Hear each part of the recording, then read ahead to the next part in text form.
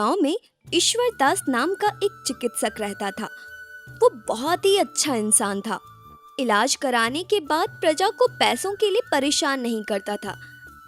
अपने हिसाब से जो जितना दे देते थे उतना ही ले लेता था। लेकिन ये बात उसकी पत्नी समता को अच्छी नहीं लगती थी। वो सदैव अपने पति से बहस करती रहती। एक दिन समता अपने पति से कहती है, छी छी, नाम के लिए बड़ा चिकित्सक है, लेकिन अगर आय देखो तो 2 दिन के तनख्वाह से भी कम है। लड़का चिकित्सक है ये सोचकर घर वालों ने ये रिश्ता तय करवाया था मेरा। सोचा था रानी की तरह रहूंगी मैं यहाँ, लेकिन आभूषण का एक टुकड़ा तक नहीं है मेरे पास। चिढ़कर ऐसा कहती है। ये सुनकर ईश्वर दास समता से कहता है, समता, ऐसे झगड़ा मत करो। तुमसे कितनी बार कहा है, मेरा व्यावसायिक धर्म मैं कम कर रहा हूँ। दूसरों की कमजोरी को अपनी ताकत बनाना अच्छी बात नहीं है, समझ गई? मुझे 4 लोगों की मदद करना ही सबसे महत्वपूर्ण लगता है। फिर कभी तुम ऐसी बात मत करना।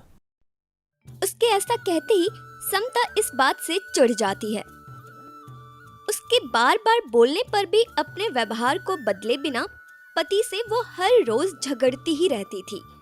इसी तरह कुछ दिन बीत जाने के बाद एक दिन आधी रात को कोई ईश्वर दास के घर के दरवाजे को जोर जोर से खटखटाता है। खटखटाने की आवाज सुनकर समता जाकर दरवाजा खोलती है। सामने एक ब्रह्म राक्षस जैसी बड़ी बड़ी आंखों वाला लंबा व्यक्ति उसे दिखाई देता है। उसे देखकर वो जोर से चिल्लाती है। उसकी आवाज सुनकर पति उठकर वहां पर आता है। सामने देखता है कि वो एक राक्षस वहां पर खड़ा है। तब वो राक्षस उससे कहता है, मैं तुम्हें चोट पहुंचाने के लिए नहीं आया हूं। तुम इसमें बड़े चिकित्सक हो ऐसा मैंने सुना है। कुछ दिनों से मेरी तबीयत बिल्कुल भी ठीक नहीं है। बहुत सर दर्द हो रहा है, पीठ में भी दर्द है, हाथ पैर बहुत दर्द कर रहे हैं। जो भी खाऊं हजम ना होकर उल्टी हो जाती है और दिन ब दिन कमजोर ही होता जा रहा हूं मैं। तुम्हें ही मुझे अच्छी दवाई देकर ठीक करना होगा। ऐसा कहते ही ईश्वर दास उससे कहता है, मैं तुम्हें अवश्य ठीक कर दूंगा। ये मेरा व्यावसायिक धर्म है। इसके लिए तुम्हें 1 हफ्ते तक मैं जो कहूँ वो करना पड़ेगा। ऐसा कहते ही ठीक है, यहाँ पास ही के गांव में एक जो मंदिर है मैं वहीं पर ही रहता हूँ। मेरे दिन में आते देख लोग डर जाएंगे, इसलिए मैं रोज रात में आऊँगा। तुम मान लो कि रोज मैं लगभग इसी समय आऊँगा। अगर तुमने मेरे बारे में किसी को भी बताया तो मैं वैसे भी अच्छा आदमी नहीं हूँ, तो मुझसे सावधान रहना। भूल मत जाना कि मैं एक राक्षस हूँ। राक्षस उसे ऐसी धमकी देता है। ईश्वर दास कुछ जड़ी बूटियां डालकर काढ़ा बनाकर उसे पीने को देता है। वो उसे पीकर फिर से उसी समय कल भी आऊंगा ये कहकर वहां से चला जाता है। अगले दिन सुबह समता अपने पति से कहती है, हफ्ते भर क्या आप मुफ्त में इलाज करेंगे उसका? इतने पैसे लगेंगे बीमारी में, ऐसा आपको कहना चाहिए था ना उसे। ये सुनकर उसका पति कहता है, पूरे हफ्ते भर हम इसका मुफ्त में इलाज करेंगे क्या?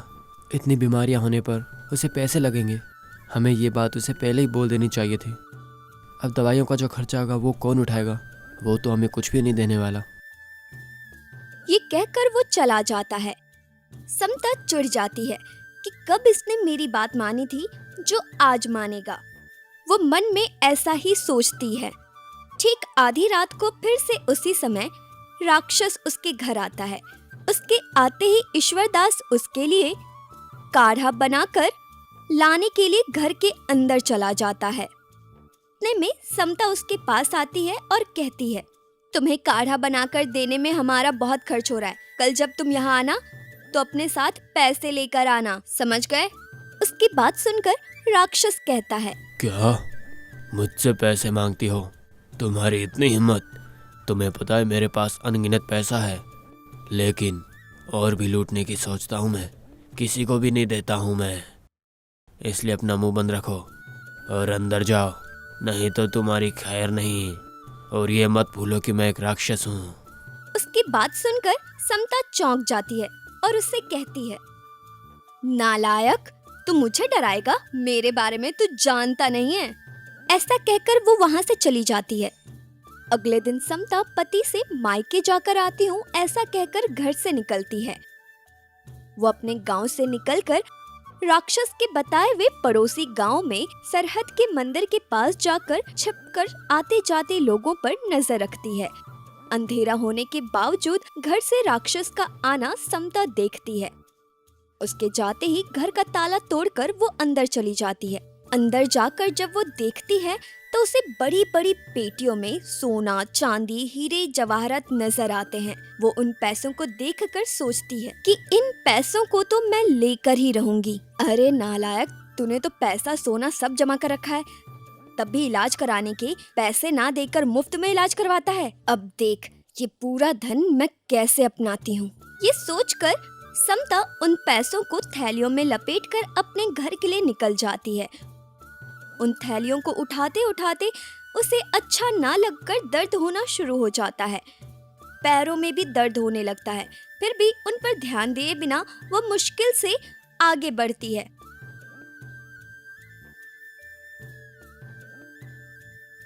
उतने में सुबह हो जाती है। थैलियों को आंगन में रखकर वो घर में आती है।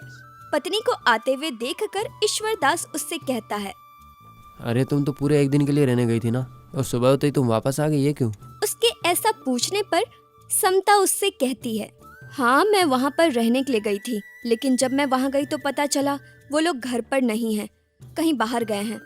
उसके ऐसा कहने पर ईश्वर कहता है, ठीक है, कोई बात नहीं, तुम रात पर यात्रा करके आई हो ना, तो जाओ और थोड़ा सा विश्राम कर लो, ठीक है? ऐसा कहकर वो चला जाता है। ईश्वर के वहाँ से जाते ही आंगन में से उन थैलियों को सुरक्षित जगह पर रखने चली जाती है। इतने में एक आदमी भागते हुए आकर ईश्वर दास को बुलाकर कहता है, मेरा नाम गंगलू है। राक्षस के रूप में आकर तुम्हारे पास इलाज करवाने के लिए मैं ही आता था। तुम्हारी वजह से मेरी तबीयत ठीक हो गई है और मैं एक चोर हूँ। बहुत लोगों को उदास करके सबके पास से चोरी किए हुए पैसों को बड़े पैमानों में छुपा कर रखा है मैंने, लेकिन वो पैसा पूरा चोरी हो गया है। ये जानकर आपको डराकर इलाज करवाया था मैंने, और किसी के पास से लूटा हुआ धन नहीं है। मुझे कुछ नहीं मिला और मैं तुम्हें कुछ देना चाहता हूँ। फिलहाल मेरे पास इस अंगूठी के अलावा और कुछ भी नहीं है, तो मैं क्या करूँ? ये रख लो, ये लो, उम्मीद है ये अंगूठी तुम्हें पसंद आएगी। ये रख लो, अच्छी है ना? ऐसा कहकर उस अंगूठी को उसके हाथ में रखकर नमस्कार करके वहाँ से चला जाता है। फिर ईश्वर दास अंदर आते ही समता के चेहरे पर गीला कपड़ा रखकर सो रही है ऐसा देखता है और चिंतित हो जाता है। क्या हुआ समता, तुम बीमार हो क्या? उसके ऐसा पूछने पर सुबह से तबीयत ठीक नहीं लग रही है। बदन, हाथ, पैर बहुत दर्द हो रहा है मुझे। ऐसा लग रहा है जैसे बुखार हो गया हो। उसकी बात सुनकर हैरान होकर ईश्वर दास उससे ऐसा कहता है, अरे ये तो अजीब बात है, लगता है उस राक्षस की सारी बीमारियां तुम्हारे अंदर आ गई है। वो अभी आकर तबीयत ठीक है ऐसा कहकर मुझे अंगूठी देकर गया है। देखो, उसके ठीक होते ही ये बीमारी तुम्हें लग गई है।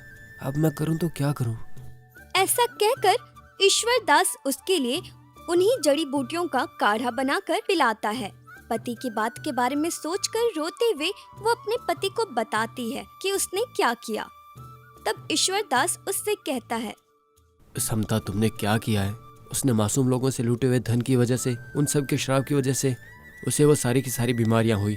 तुम भी वही हरकत करके उससे पैसे चुरा लिए समता, इसलिए वो बीमारियां अब सब की सब तुम में आ गई है समता।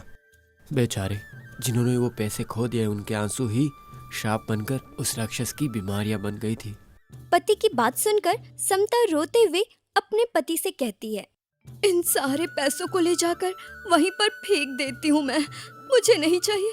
अब मुझे अकल आ गई है, मैं फिर कभी ऐसा नहीं करूँगी। ऐसा नहीं करना चाहिए। बिना पैसे के कितने गरीब लोग संघर्ष कर रहे हैं। ऐसे लोगों में हमें बांट देना चाहिए। फिर से स्वार्थ से 1 रुपया भी मत रखना, ठीक है? और बात रही तुम्हारे रोग की, मेरी जिम्मेदारी है, मैं तुम्हें ठीक करूँगा। ईश्वर दास ऐसा कहकर उन धन को गरीबों में बांट देता है, जरूरतमंद को देकर उनकी मदद करता है। उसके ऐसा करने की वजह से धीरे धीरे उसकी पत्नी की बीमारी ठीक हो जाती है और तब से वो अपने पति को परेशान किए बिना खुशी खुशी अपने पति के साथ स्वस्थ जीवन बिताती है।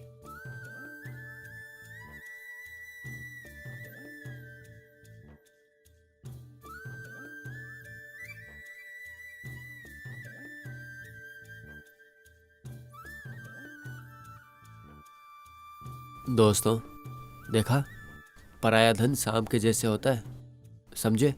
पराया धन कभी भी अपने लिए अच्छा नहीं होता है। जो धन अपना नहीं है, हमें उसके लिए कभी भी लालची नहीं होना चाहिए।